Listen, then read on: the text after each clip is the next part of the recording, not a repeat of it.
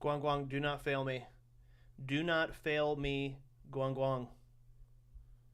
You're my favorite. Because Ziyang always gives me the bad news.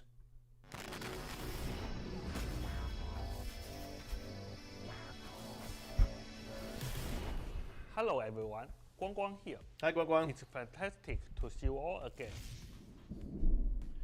Okay. New hero, new team ups. Welcome to Season 5.5 of Marvel Rivals. Season 5 show Gambit pull off a daring heist within the Collector's Museum, stealing the contract the Grandmaster was after. But the Collector was one step ahead, having hidden a real contract elsewhere. When Rogue awoke in the middle of the night to find Gambit missing, both Remy's mission and their sweet honeymoon began to unravel. Bro, not in the middle of the honeymoon. I feel bad for Gambit now.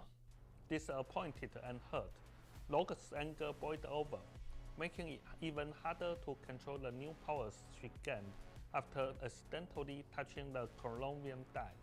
Now, in Season 5.5, Rogue makes her debut in Marvel Rivals. Yes, She sir. enters the fray as a vanguard, combining her immense strength with I'm very happy they decided to go with Vanguard. We need more Vanguards. Vanguards get the shit under the stick because DPS and strategist mains are the loudest. We complain the most, in my opinion. Colombian energy. Rogue charges into enemy lines with powerful melee abilities, opening opportunities for her team. Of Beautiful. course, we haven't forgotten her signature ability, Power Absorption. During battle, Rogue can take down an enemy hero and absorb abilities from them, Fuck yeah. gaining a basic buff based on their role. She may even steal a signature ability, like Doctor Strange's Shield of the Oh, that's sick. Seraphim or Loki's Regeneration Domain. Okay. And that's not all. When Rogue activates her ultimate, she continuously drains ultimate ability energy from nearby enemies, giving her team the edge and gaining further buffs based on their roles, making her a true powerhouse on the battlefield. This That's actually something that I wasn't sure about them affecting in the very beginning because ults are so powerful.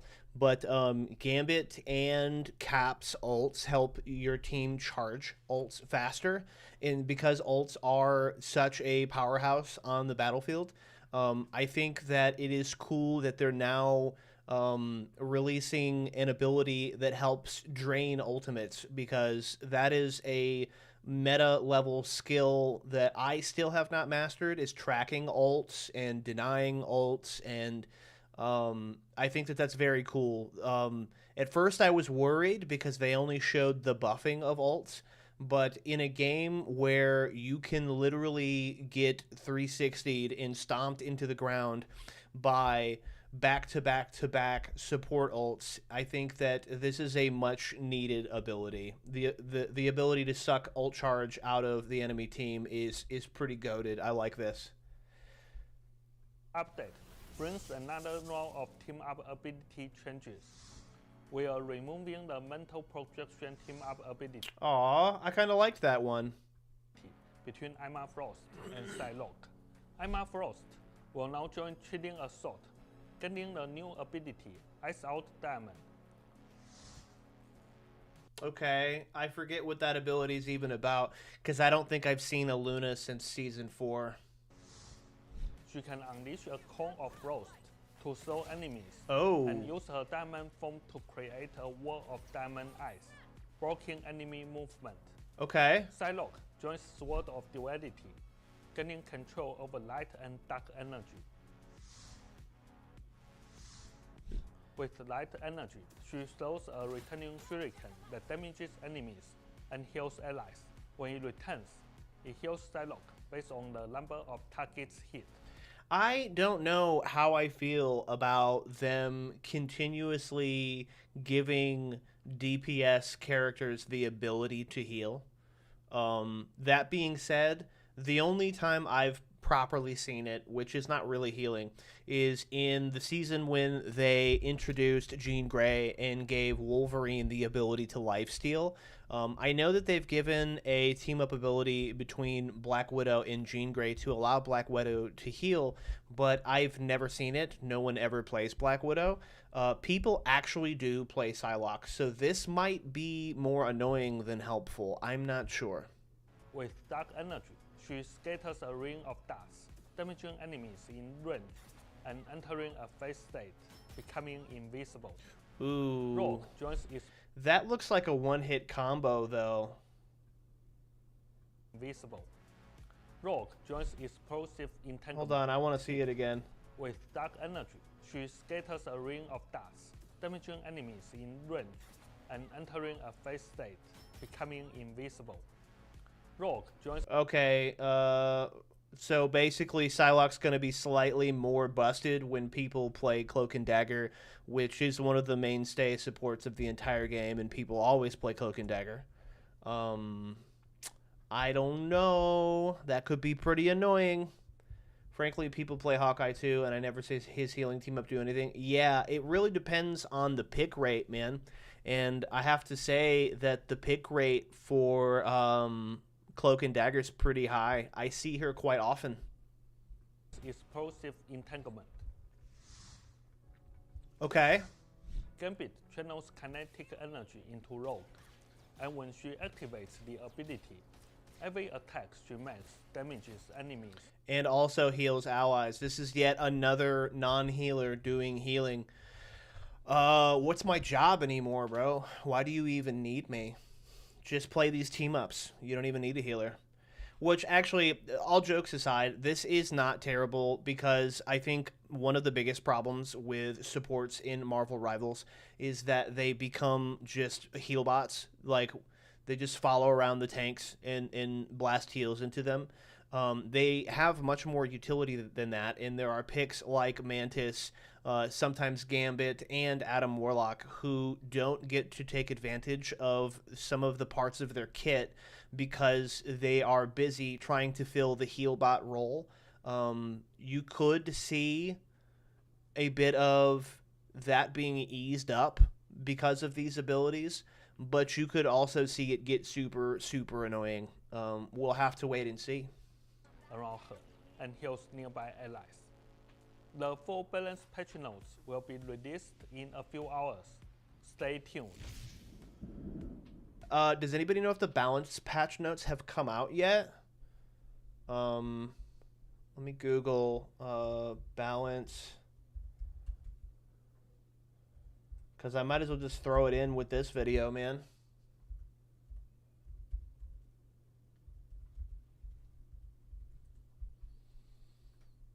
Yes, they have. Wait a minute. 5.5 balance notes. Okay, we'll have a look at that in just a second. Yeah, we'll definitely throw that in. All right, Jeff's Winter Splash Festival and Holiday Special. Jeff's Winter Splash Festival returns.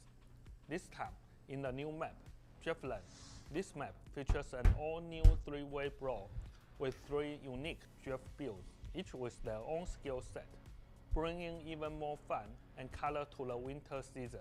Okay. Plus, we have a series of holiday and winter-themed costumes. That's kind of cute. I'm not Daredevil. Who is this right here? I can't even tell who this is. This is obviously Squirrel Girl. This is obviously Bucky. Is this like Mr. Fantastic right here? I can't tell. And festive events line up. Star-Lord? Okay. This is definitely probably Groot. This looks like another Luna skin. Cloak and Dagger skins always look great. I don't think they've ever released a bad one. To help everyone celebrate this joyful time of year, Jeff's Winter Splash Festival and all the holiday special events kick off right after the December 18th update. Get ready. And don't miss the all-new mystery burger. That was Penny? Let me roll it back.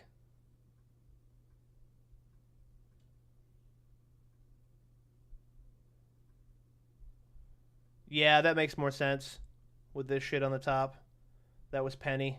I'm goofy. Is this actually Luna, or am I just on one right now? Am I just getting all of the characters? Am I failing name that Pokemon right now really terribly? This looks like Luna. I can't tell.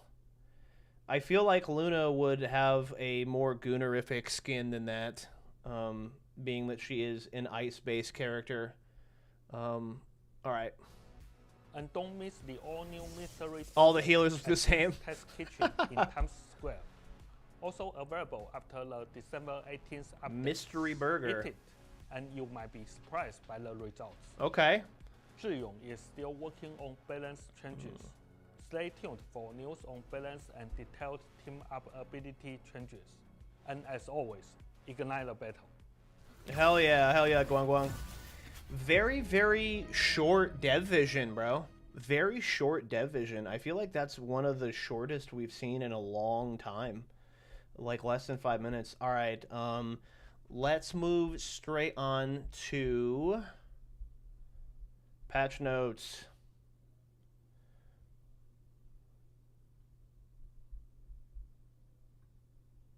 Let's have a look. Season 5 saga continues. Some heroes are beefing up, others are feeling the sting, and new team-up tweaks promise fresh combos and wild crossovers. Ready to see which legends are leveling up and who's getting a dose of humble pie? Let's dive into the details. $20 is they buff Luna, they buff Emma, and they buff Psylocke. That's my prediction. And they probably nerf Thor. Okay, starting with Emma. Diamond Hard and Ready for More. Oh, pause. With her and her team-up anchor gone, Emma gets a slight durability upgrade to compensate. Increase base health from 550 to... That's one off my bingo board. They're buffing Emma. So she's now slightly... Remove the team-up anchor, 100 bonus health. I mean... I guess that makes sense because, yeah, we did see Psylocke played a lot. She lost 50 health. Oh, it says increase. That's a nerf. She lost. Then why does it say increase from 550 to 600? It clearly reads like a buff.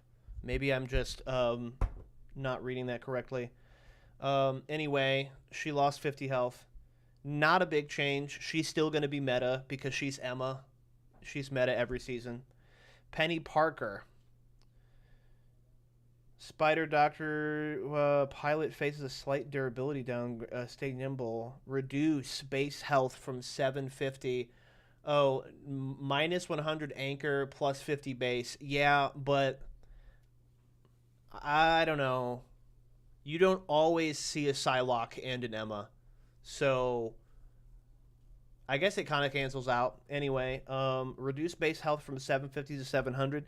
I think that this is needed because Penny is one of the most persistent bans, even though I haven't really made it up to Diamond yet, so I don't know what it looks like in higher play. But this looks needed. The Thing. Ben Grimm's punches hit harder and his crowd control lasts longer. It's Clobber in time. Increase Stone Haymaker bonus damage equal to enemies' max health from 8% to 10%. So he's going to be even more of a tank buster.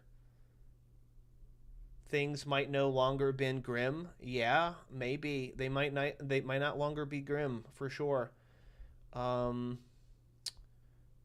Increase the duration of the lingering anti-mobility field after the anti-street charge from 3 to 5 seconds. A second's a long time in a team fight. So yeah, that's we might see some Thing dominance in this next one. Thor. Thor takes some lessons from his battles against the zombies to heart. The God of Thunder is ready to take control of his lightning with increased flexibility. During Storm Surge, instead of being unable to charge or change the direction of movement, Thor can now freely adjust it while dashing in any direction. That's a very, very minor buff. Kevin's not here to tell me how much this matters, so I don't know. But any love shown to Thor is a good thing, in my opinion. Wow, that's it for the Vanguards? We've got nobody else is being adjusted at all? No Venom, no Cap, nothing? That's surprising. I guess that there's less changes in the point 0.5. It just lets Wolverine kidnap tanks, basically. Got you. Um, Blade. The Daywalker slightly sharpens his edge and his resilience. Increase Ancestral Sword single hit damage from 24 to 26, and Whirlwind slash single hit damage from 15 to 16. Reduce Bloodline Awakening reduced healing from 35 to 25. I can't. So he does slightly more damage. What is Bloodline Awakening reduced healing? Is that a nerf? Does that mean he anti-heals even less now? That's what it feels like. So they gave him the tiniest little buff and then a 10% nerf. Oh no, Blade is going to tickle me even harder. Yeah, I'm going to be real.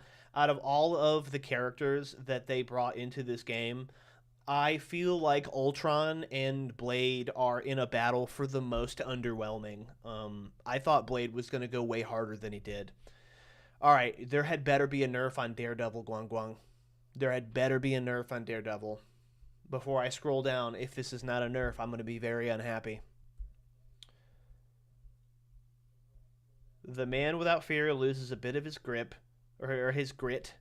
Remove the team up anchor bonus 25% health. What was his team up anyway, bro?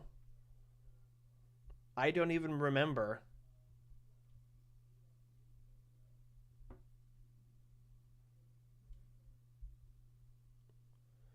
No, it's a buff. When he enters lifesteal, he gets reduced healing. If they reduce the percentage of reduced healing, he receives more lifesteal and more heals. Oh, okay. So this is actually a double buff. This is needed. Blade is not threatening. I can handle a Blade with every support that I play. This is not enough. This right here, I'll tell you what, this is not enough. I need them to nerf Daredevil harder. This man is an absolute menace. Daredevil gives Punisher another smoke bomb. Oh, okay.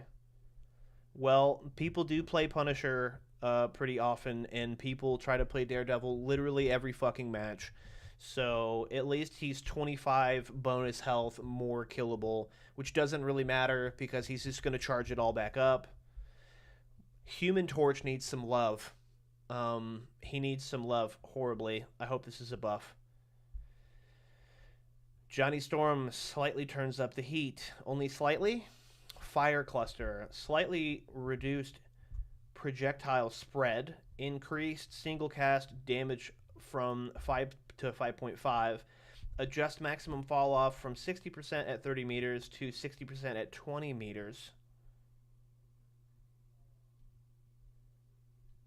Huh.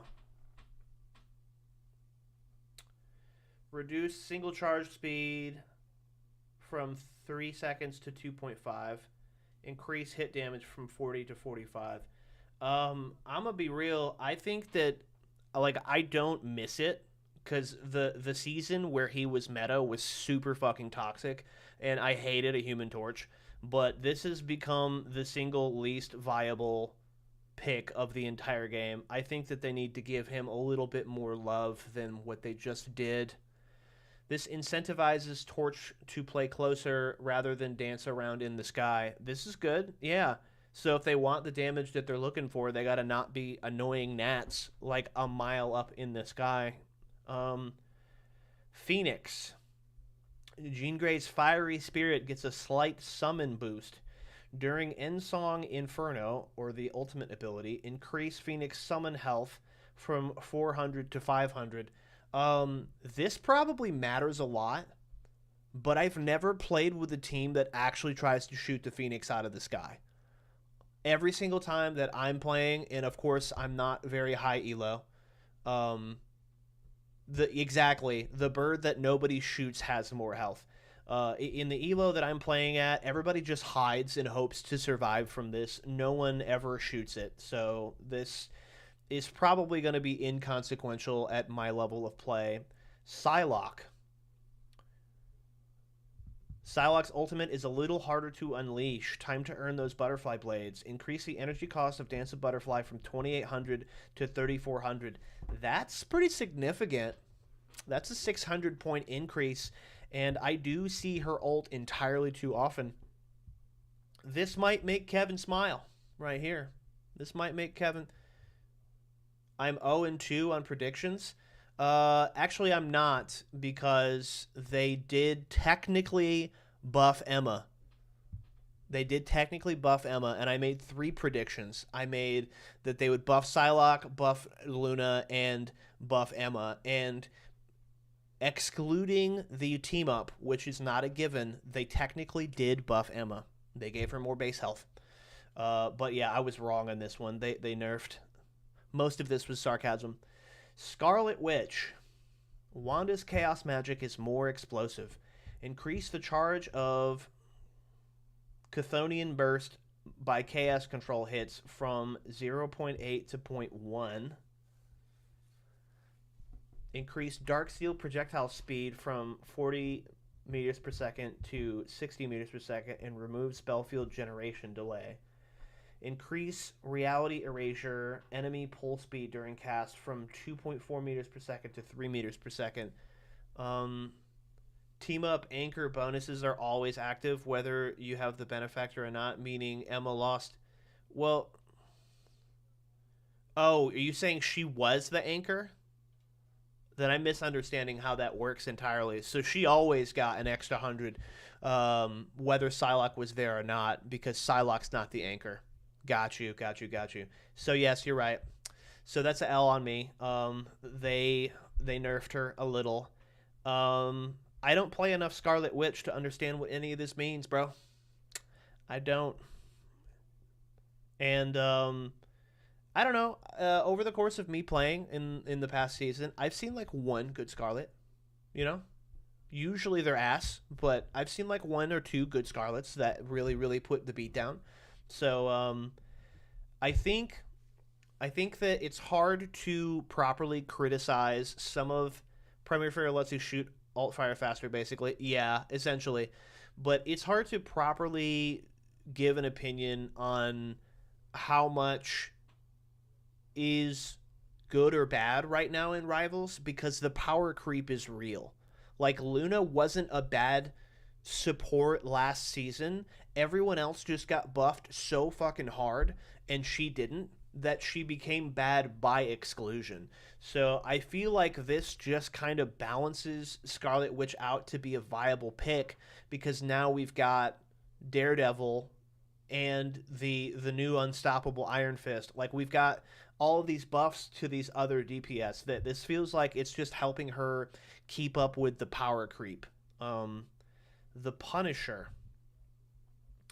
Frank Castle's got a little more firepower. Watcher 6. Increase adjudication damage per hit from 19 to 20. Okay. These are very minute changes. I feel like this one, I mean, yeah, it's going to make a difference, but 19 to 20, like, or I don't know. I'd have to go test it to see how much it matters. You know what I mean? Wolverine. Logan's ultimate just got a whole lot more freedom to leap, slash, and surprise his foes from every angle. Last Stand can now target walls for its landing points. That's kind of busted. I think they're trying to put Wolvie in the meta again. They're trying to get him in there. Because beforehand, you could only smack him into the ground. Gambit. The Ace of Spades can't tell you about how much he never folds as often. Increase the energy cost of Rage and Royal Flush from 4,300 to 4,500. This was needed. Gambit was getting his ult incredibly fast with how much damage and healing he can. Yeah, this is a good nerf. Even as a strategist player, I like playing Gambit. Yeah, this is needed. Invisible Woman.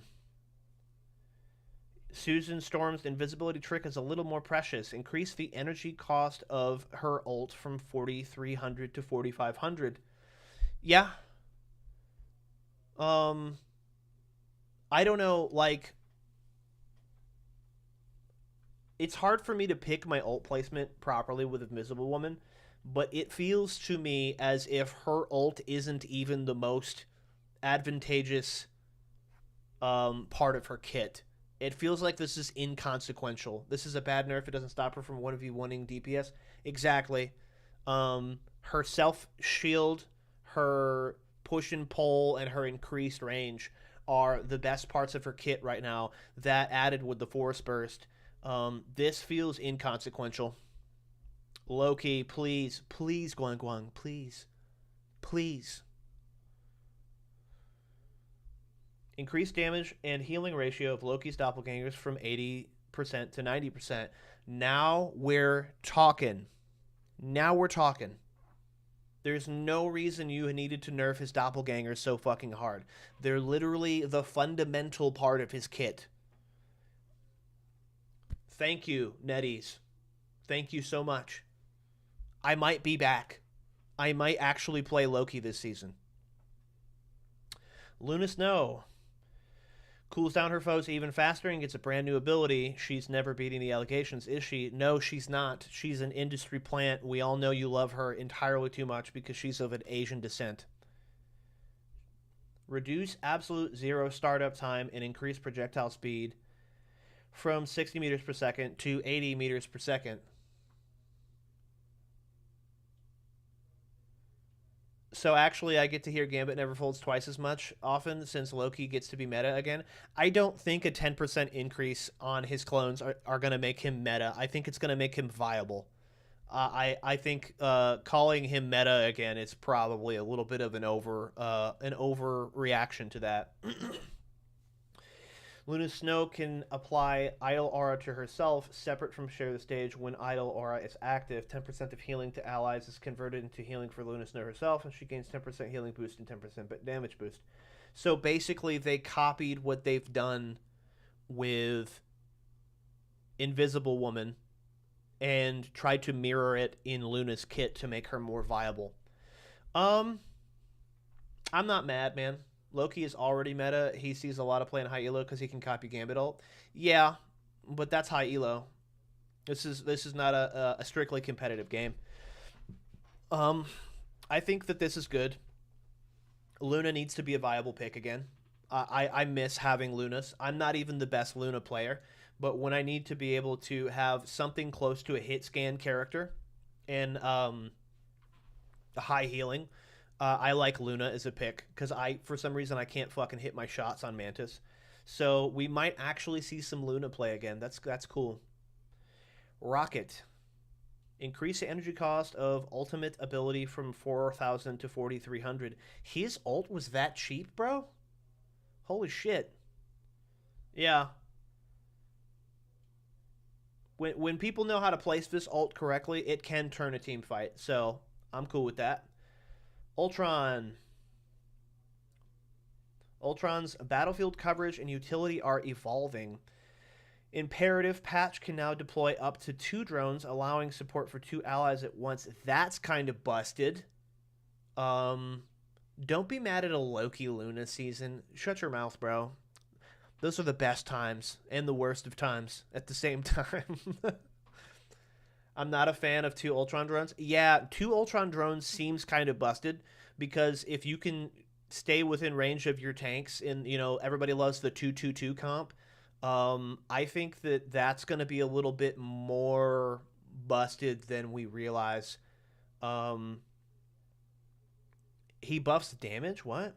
Firewall now requires a target with imperative patch to use. After Ultron gains 65 bonus health, the target and nearby allies get a 50% or not percent, a 50 bonus health, but the selected ally gains a 20% movement speed and a 10% damage boost. I'm not even done with his shit, and I'm gonna tell you right now, Ultron's back.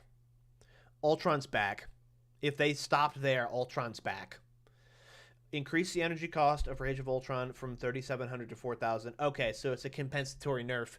I don't know if I would say bad NetEase, bro. Like, he's been the worst pick in the game other than Human Torch for ever for like a season and a half now. Ultron's back, bro. Because we got Mantis can buff speed and damage. We've got Gambit can do it with his ult. We've got Mantis Loki team up can have Loki's runes buff damage. We've got Rocket. You've got all of these other utilities available to supports, and now they're offering these team ups, which give healing abilities to DPS and Vanguard. I think it only makes sense that they start to offer more utility to some of these supports that have been around for a long time. Because support doesn't just mean heal bot. It just doesn't. I might actually play Ultron now. This is good. Team up abilities adjusted or removed. Okay, but he should not give a diver shield, healing, movement, and damage at the click of a button with practically zero repercussions. Well, you have to remember he still has to be within range. So it's not going to work on a diver. The diver is going to shit into the enemy backline, and once you get out of range of Ultron, the drone goes away. So I don't think that it's going to assist a diver unless you guys are diving in really, really close proximity to somebody. I think it's only like a 30-meter range. Chilling Assault. The iced out Emma Frost is joining the Icy Fray. Yeah, we saw that earlier in the dev vision. Rogue receives hearts as one ability. Yep. Mental projection's gone. We saw this already in the previous video.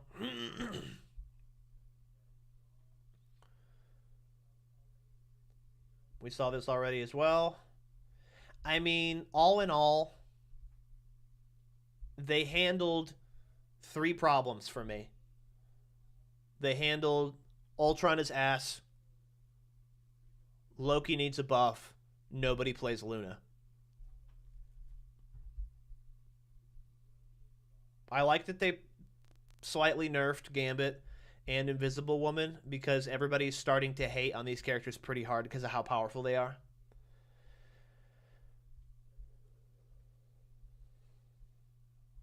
The only thing I don't like is that Daredevil has seen no nerf. No nerf. 25 bonus health, please. And I still don't have Kevin here to tell me how good or bad this is. I don't play Thor. He would be able to tell me better. So I can't establish, with all the support buffs, he won't fucking need one. Need one what? But all in all, I feel like this is alright. We're going to find out. And they're just going to buff and nerf every half season from here on into infinity. So any of these changes are subject to be changed in the future. Daredevil won't need a nerf with all the support buffs. I mean, maybe that's why it's happening. All right. Last part of the react. We're going to have a look at the trailer for Rogue before we get into some Raiders. Can I? There we go. Let's see what Rogue's kit is looking like.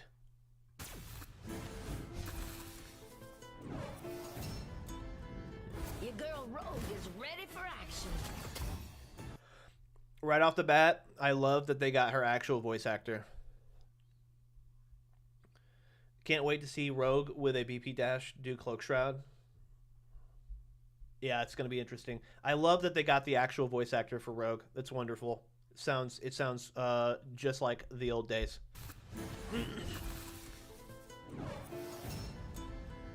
Your girl Rogue is ready for action.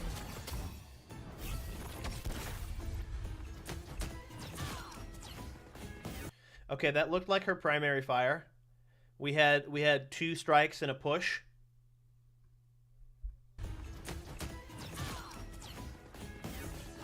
Hold on a second. For some reason, I'm getting fucking 480p. Bro, get out of here. What are you doing to me, YouTube?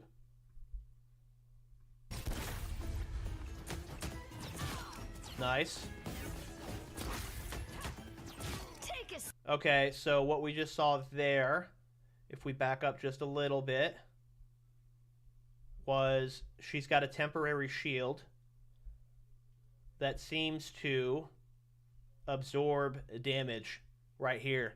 We've got this little bit. It looks like she hasn't been nerfed since X-Men 97. Probably not. So this is your Chronovium energy counter right here. This is your cooldown for your shield. Take a seat, darling. Oh. Caught you good. She can pull in. She can pull in people. This is actually good versus poke.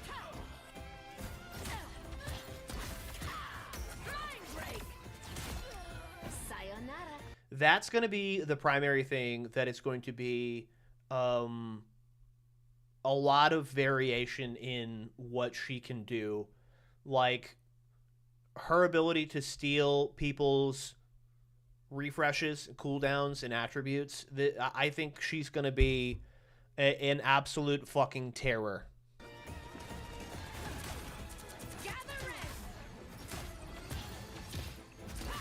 Oh my god.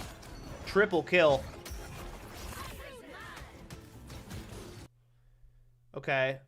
We got Thor Awakening here. We got Groot Wall here. We got Diamond Form here. We've got Strange Shield here.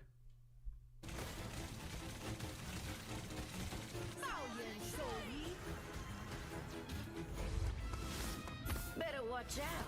I'm feeling a little touchy today.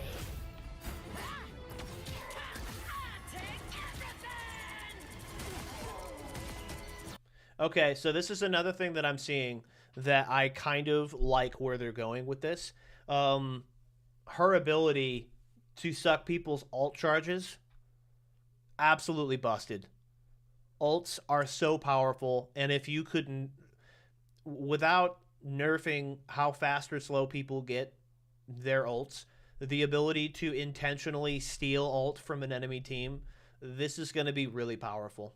It's going to be really powerful, especially since Gambit can do the opposite and make you get your ult faster. Gambit and Rogue are going to see a lot of play together.